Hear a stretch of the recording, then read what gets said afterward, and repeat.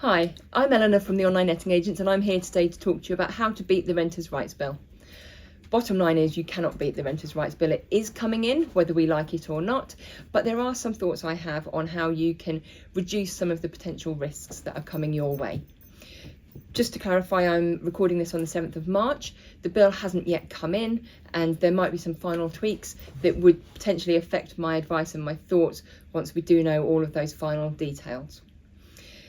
If you haven't already done so, watch my video on the Renters' Rights Bill and the general overview. That will give you a good idea about what's coming in, what you need to be thinking about, and that will help you understand what I'm going to be talking to you about now.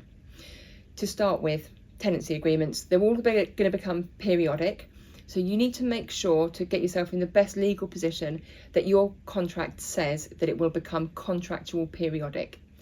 If you look at your tenancy agreement, it should say that at the end of the fixed term, it becomes either contractual periodic or statutory periodic. If it says nothing at all, it becomes statutory periodic. For lots of boring reasons that I won't go into now, contractual periodic is best. It puts you in a much stronger legal position once the tenancy is periodic. So double check your contract.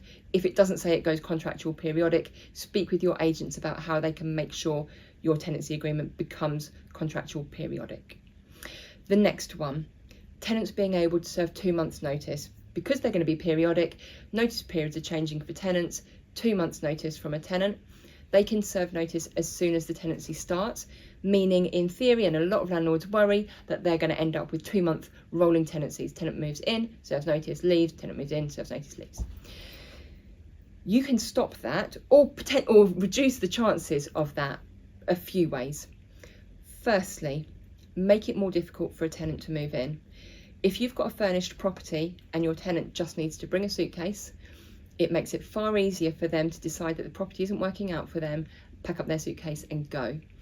That's not going to be easy for everybody. Some lets really demand furnishing. Student lets, sharers will require furnishings. But if you haven't got that sort of setup, consider removing the furniture and just making it a little bit more of a considered decision for a tenant if they do decide to leave. Another thing is do a pre-tenancy snag list. So go in, say a month before the current tenant is due to leave, or before the new tenancy is due to start, if you haven't got tenants in there already, and do a snagging checklist. Make sure your extractor fans work, make sure all the bulbs are working, get a pre-tenancy clean to make sure it's spick and span before they move in, all the door handles are working, the toilet seats aren't loose. All of those silly little snagging issues that you get when a tenant moves in that can cause so much upset at the beginning of a tenancy, and of course cause a tenant to think, I'm going to leave, and serve their notice. Just deal with that from the get-go and have that pre-snagging done, and make sure that a tenant is less likely to want to leave as soon as they move in. Another thought is to let the tenant make the property their own. So this is a difficult one, and I know a lot of landlords don't like tenants to redecorate, and understandably so. But if a tenant has moved in and they've spent time and effort redecorating the kids' bedrooms or making the living room look lovely and cosy, they're much less likely to want to leave quickly. So consider letting them make it their own so that they have a home that they are committed to staying in. They're far less likely to serve notice straight away. And of course, this all comes down to having a good relationship with your tenants, having an open dialogue with them, and dealing with any issues really before they start. Now, another issue which is difficult to deal with is it's going to be more difficult for a landlord to serve notice on tenants. You're going to have to serve 4 months notice in most cases, and it's very limited on the reasons why you can serve notice. So again, keep that open dialogue with your tenants so that it's less likely that you will want or need to serve notice. It's a really difficult one. There's no real silver bullet to deal with this.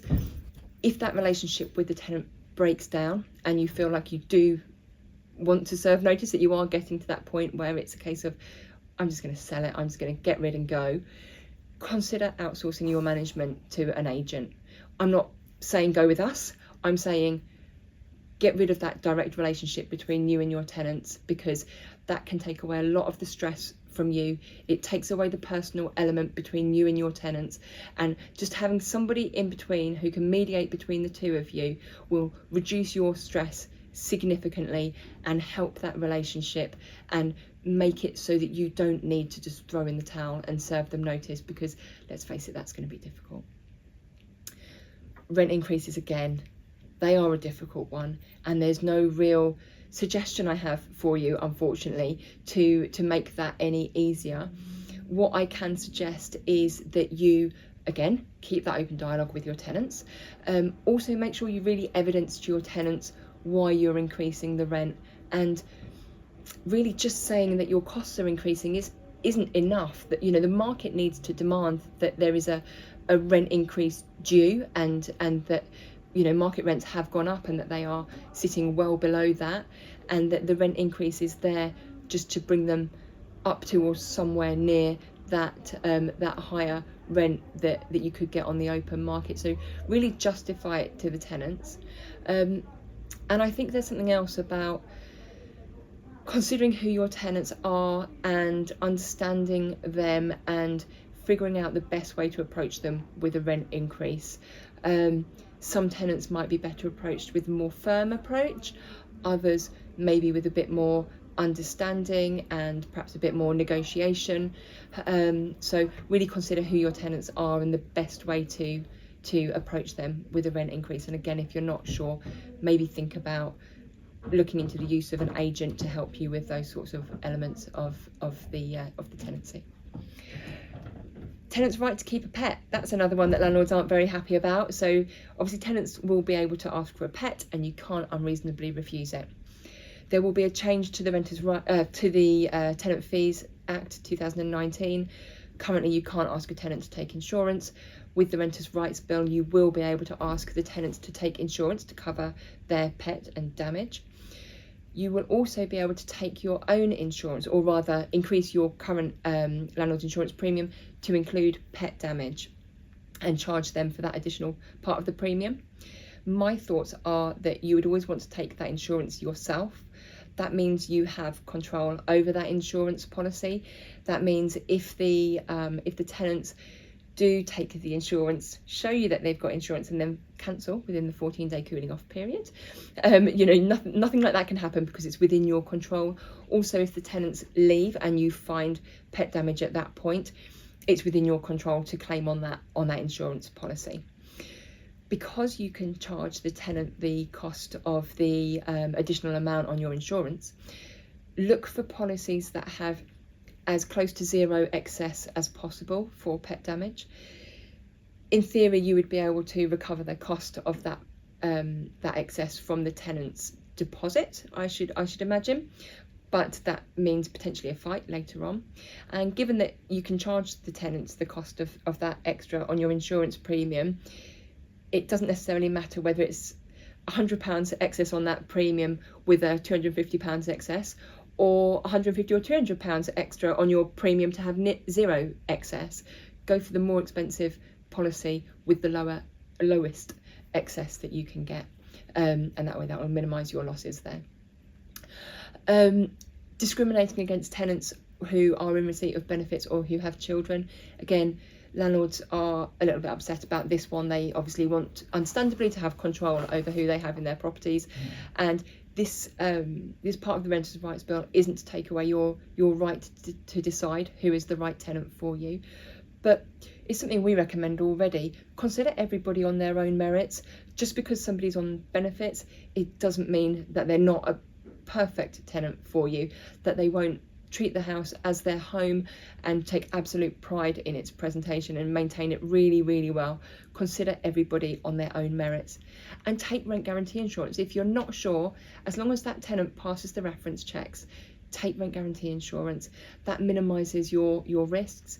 Rent guarantee insurance is also tax deductible, so that's an instant discount for you right there. So really consider everybody on their own merits. So there will be an end to rental bidding. What this means for landlords is that they won't be able to accept rents over the asking price. Now, there are a couple of solutions for this. Firstly, why not think about advertising at the higher end of evaluation, or maybe even just above that, and then accepting offers that come in under that asking price. So if I were to value your property somewhere between 1100 and 1200, we would market it at 1200, maybe even 1250, maybe with a banner that says that we're accepting offers, and that way you can be guaranteed that you won't end up advertising at 1100, receiving offers over that you then can't accept. Another suggestion would be to, again, start high on your advertising price. So start at the 1200, 1250 price point, and then keep in close contact with your agent about how many clicks that advert's getting, how many inquiries, what sort of interest. And your agent should then be able to advise you on what you need to do in terms of reduction to start getting interest flowing through. Now, that can have benefits with your marketing. When you first go live, you'll have experienced a flurry of inquiries. It's new on Rightmove. Lots of people are seeing it. They're getting an email into their inbox, and you get lots of inquiries. If you reduce your price by 2% or more, you go back up to the top of the search results in Rightmove, and your property also gets emailed out to everybody on their subscriber list.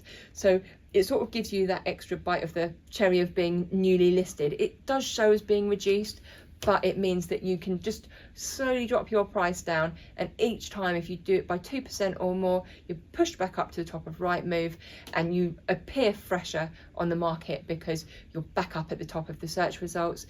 And that way you can just incrementally reduce your price until you hit that sweet spot where tenants start inquiring. And again, that way you know that when you get an offer through, it's at the right price, and that you weren't going to get more, and that will always be a pipe dream. You weren't going to get more, and that you've got the right price for your property. Rent in advance, so you won't be able to take lump sums rent in advance anymore. That's obviously tricky for overseas students or people who just can't pass the references on their own merits, but have a big lump sum in the bank and can pay 6 or 12 months rent up front. In those cases, maybe consider there are companies referred to as rent guarantors who essentially will guarantee the rent. It's like rent guarantee insurance, but it's something that the tenant pays for. Typically it costs them about a month's rent, but it guarantees the rent for you. So effectively it's like them taking a policy that covers you. So maybe take that as an alternative. That's possibly a very good one for overseas students who are looking to come over but don't have a UK guarantor available. Next one is the Decent Home Standard and AWAB's law. This is where you will have a legal duty to keep your property in a good condition. Mainly this relates to things like damp and mould. So for this one, my suggestion, again, it's a difficult one, right? We all know that we've had issues with damp in properties, and often it can be caused by just tenants' lifestyle, maybe an older property, single glazing, and tenants just not perhaps doing certain things like opening windows, heating fully, things like that. But again, this comes down to keeping your property well maintained, regular inspections to make sure that if you spot damp that maybe the tenant hasn't mentioned, that you keep on top of it. Don't rely on your tenants reporting it to you. Share information with the tenants on how to reduce damp. There's lots of guides online. There's one on our website about how to reduce damp when it is lifestyle related. Check the extractor fans. Make sure that all of your extractor fans are working before the tenancy starts. At your 6 monthly or however frequently you do your inspections, check all those extractor fans are working. If they've only got a washing machine, consider installing a washer dryer, or maybe even supplying them with a dehumidifier so that they can perhaps dry clothes in one closed room with a dehumidifier running, just to reduce the amount of damp that is travelling around the property. So those are my thoughts on the Renters' Rights Bill and how you can potentially just reduce some of those issues arising from it. As you might be able to tell, I'm not the biggest fan of the Renters' Rights Bill. It feels like it's a pretty blunt tool, but that perhaps what it's trying to get to is better relationships with tenants and better property standards, and ultimately that can't be a bad thing. If you've got any comments for me, pop them below. If you enjoyed the video, give us a like and subscribe. We'll also pop a link in there to our video on the Renters' Rights Bill with just a general overview of the bill to help you, so take a good look at that, and I'll see you all again soon. Thanks.